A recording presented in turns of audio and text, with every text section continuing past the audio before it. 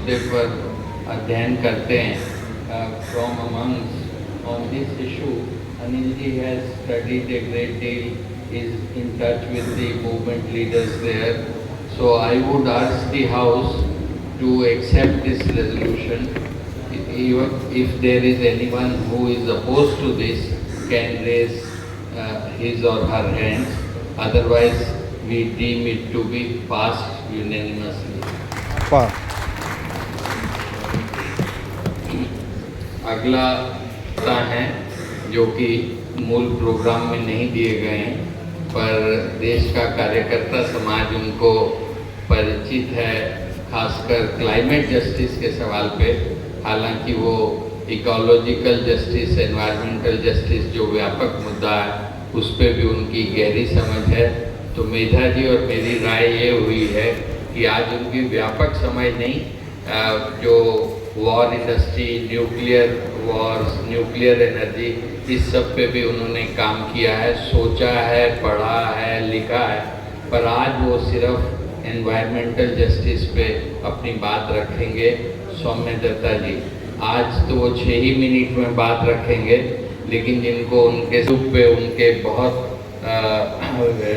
Videos उपलब्ध हैं, तो जो इन मुद्दों की गहराई में जाना चाहते हों वो यूट्यूब पे सौम्य दत्ता जी के वीडियोस देखें।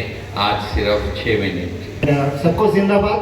फिर से मैं आज थोड़ा सा बहुत संक्षेप में ये जो, क्योंकि ये अंतर्राष्ट्रीय मुद्दा के ऊपर चर्चा हो रहा है, जो मैंने पर्यावरण का जो justice, ecological and climate justice की बात किया था, वहाँ मैंने इको सोशलिज्म की बात किया था और कैसे वो एक मेजर रोल प्ले करता है। आज मैंने उससे थोड़ा सा अलग ढंग से कैसे इको कॉलोनियलिज्म, जिसमें कार्बन कॉलोनियलिज्म एक बड़ा हिस्सा उभर रहा है, उसके बारे में थोड़ा जिक्र करूँगा। But before that let me go back a little bit in history, but very very short में। कॉलोनियलिज्म, उपनिवेशवाद शुरू हुआ था अलग रूप से, पॉलिटिकल एंड इकोनॉमिक, ये दोनों कंट्रोल से शुरू हुआ था। उसको बहुत सारे उदाहरण हैं, उसको सभी लोग जानते हैं। अब बिशप डेस्मंड टुटू का जो फेमस स्टेटमेंट है उसको याद कीजिए, और उसमें कैसे उसके साथ धर्म और धर्मीय संस्थान, चर्च कैसे जुड़ा हुआ था, कैसे स्पीयरहेड किया था, वो आप सब जानते होंगे।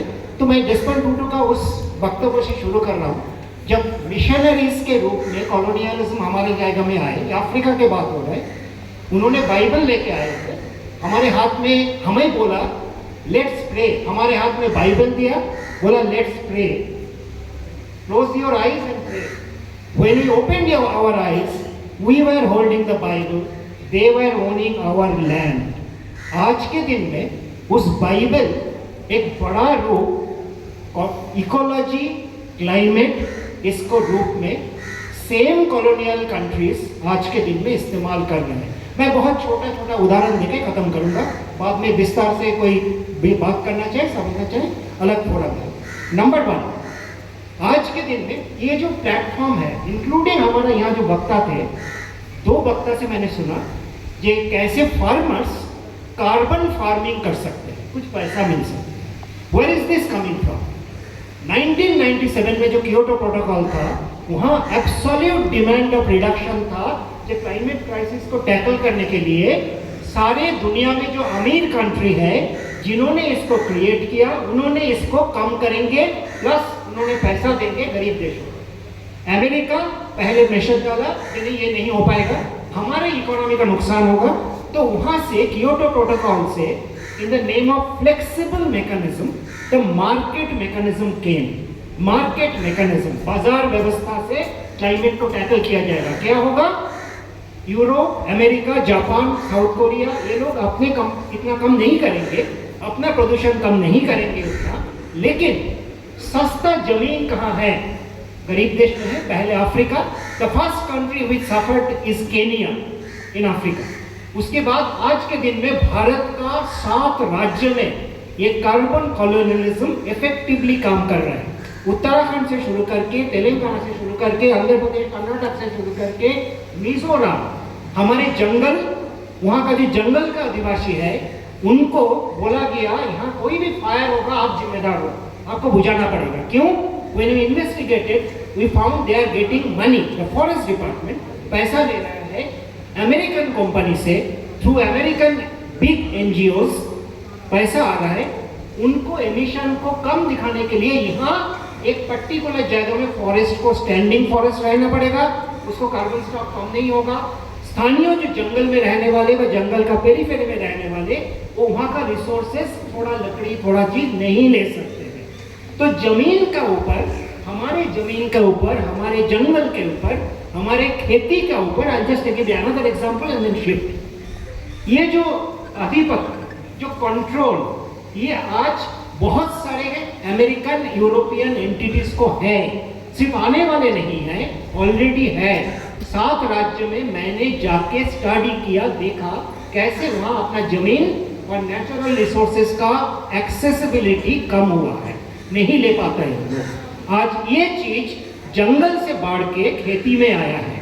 हमारा देश में छोटे छोटे फार्मर को, दे कॉल इट एग्रीगेशन, हजारों फार्मर को इकट्ठा करके, छोटे फार्मर को खेती में कितनी सॉइल कार्बन स्टॉक है ये मेजर करना बहुत महंगा पड़ेगा एक एक खेती में। इसीलिए हजारों छोटे फार्मर को इकट्ठा करके उनको बोला जा रहा है आप इस ढंग से खेती मत करो, ये फसल मत उगाओ, वो उगाओ, इस ढंग से खेती करो, ताकि, और ये कौन बोल रहा है? American entities, Bhumitra is a big company based in Canada and western USA, owned by an Indian origin entrepreneur. ऐसे बहुत कंपनी है, मुझे भी ऐसे कंपनी ने कॉप्स में अप्रोच किया इसको एडवाइस करने का, तो वो दैट्स अनदर स्टोरी। लेकिन आज ये किसानों को बोल रहा है हजारों जगह में आप ऐसे खेती नहीं करोगे, आप ऐसे करोगे ताकि आपको खेती में carbon measurement, soil organic carbon measurement बढ़ जाएगा।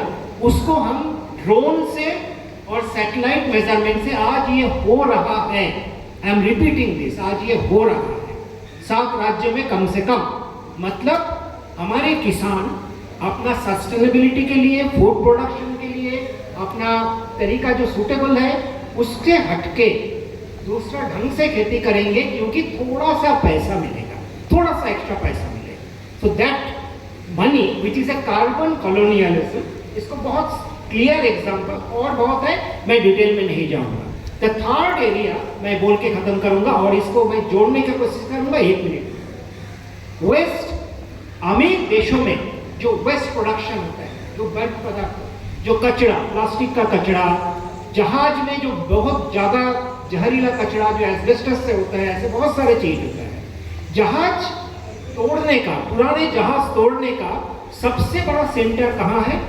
गुजरात के आलम। मतलब क्या है? आपने जहरीला चीज प्रोड्यूस करेंगे, जो अमीर देश उस जहरीला चीज को जब हैंडल करने का, जब डिस्पोज करने का बात आएगा, आपके पास पैसा है, आपके पास टेक्नोलॉजी है, आपके पास सो कॉल्ड मैनेजमेंट है, but the responsibility falls on countries like India, Bangladesh, Malaysia, हम वियतनाम, पहले चाइना भी लेता था, पिछले कुछ साल चाइना ने बिल्कुल रिफ्यूज कर दिया, because China has gone beyond development. अपना पहचान चाइना दूसरा ढंग से बना रहा है। लेकिन भारत आज के दिन में, अभी का समय में भी लाखों ton quote unquote sorted plastic waste, क्योंकि सीधा सीधा एक अंतर्राष्ट्रीय संधि है जिसको नाम है बेसेल कन्वेंशन। बेसेल कन्वेंशन बोलते हैं जो डेवलप्ड कंट्री, मतलब अमीर देश से गरीब देशों में वेस्ट प्रोडक्ट, बट जब आपको जहरीला चीज, प्लास्टिक का कचरा, सारे कचरा भेजना सही नहीं है। बहुत दशकों से हुआ है, बेसेल कन्वेंशन इसको प्रिवेंट करता है। लेकिन US has not sign the Basel convention, like the US has not sign the law of the international law of the sea UNCLOS, even convention on law of the sea नहीं sign किया है। तो एक तो ऐसे convention by agreement जो अमीर देशों का अभी भी carbon colonialism, eco colonialism, ecology और परिवेश को लेके हमको फिर से उपनिवेश बनाने में जो मदद करते हैं, उसको रोकने वाले जो थोड़ा बहुत कानून अंतर्राष्ट्रीय स्तर पे है, अमेरिका जैसे देश कुछ तो साइन ही नहीं करते हैं, और यूरोप साइन करते हैं लेकिन उसमें लूपहोल्स छोड़ देते हैं, उसमें गैप छोड़ देते हैं। जैसे प्लास्टिक का कचरा अमीर देशों से गरीब देश भेजना मना है under Basel convention, but sorted plastic waste, मतलब उसको आप सॉर्ट कर लीजिए, बॉटल को अलग कर लीजिए, बाकी चीज़ को अलग कर लीजिए, तो उसको भेजना अलाउड है। और ये जो सारे कचरा है ये आते हैं हमारे देश में, जिसमें मैंने फिर से बोल रहा हूँ, भारत आज भी एक बड़ा डेस्टिनेशन कंट्री है। मतलब हमारे यहाँ का आलम का जो वर्कर है, गुजरात में शिप ब्रेकिंग यार्ड जो आलम है, वो आज अमेरिकन, यूरोपियन, चाइनीज, सबका, जापान का, कोरिया का शिप बिल्डिंग इंडस्ट्री का एंड प्रोडक्ट जो जहरीला प्रोडक्ट है उसका उपनिवेश है, क्योंकि वो जहरीला प्रोडक्ट हम अलग करते हैं थोड़ी सी पैसा के लिए। हमारे हजारों वर्कर इसके जहरीला चीज हैंडल करके मरते हैं, लाखों वर्कर बीमार पड़ते हैं। तो ये जो नया नया carbon capitalism, I am ending, ecological capitalism, जो climate change is a real threat, लेकिन इसका फायदा लेके जो अलग अलग तरीका का पूरा उपनिवेशवाद को लाना, हमारी जमीन का ऊपर, हमारे जंगल का ऊपर, हमारा खेती का तरीका के ऊपर, वर्क, नेचर ऑफ वर्क के ऊपर, सेफ्टी ऑफ वर्कर्स के ऊपर, इसी अमीर देशों का जो कंट्रोल फिर से बहाल हो रहा है। मुझे लगता है आज के दिन में जब हम उपनिवेशवाद का, अंतर्राष्ट्रीय इन्फ्लुएंस का, अंतर्राष्ट्रीय एकजुटता का बात करेंगे, तब इसको अलग से देख के, इसको इस कंसिडरेशन से बाहर आप नहीं रख सकते हैं, क्योंकि पॉलिटिकल एंड इकोनॉमिक कॉलोनियलिज्म और पॉलिटिकल एंड इकोनॉमिक डोमिनेंस के साथ साथ in the name of ecological integrity, ये जो कॉलोनियलिज्म, ये जो डोमिनेशन, ये आज बढ़ते जा रहा है। और आने वाले कुछ दिनों में जैसे इसको क्रिटिकलिटी और बढ़ेगा, ये चीज और भयंकर रूप से हमारे सामने आएगा। तो my submission is, please seriously consider this as a new form of colonialism through ecological sides, without denying the real crisis of climate and ecology. धन्यवाद।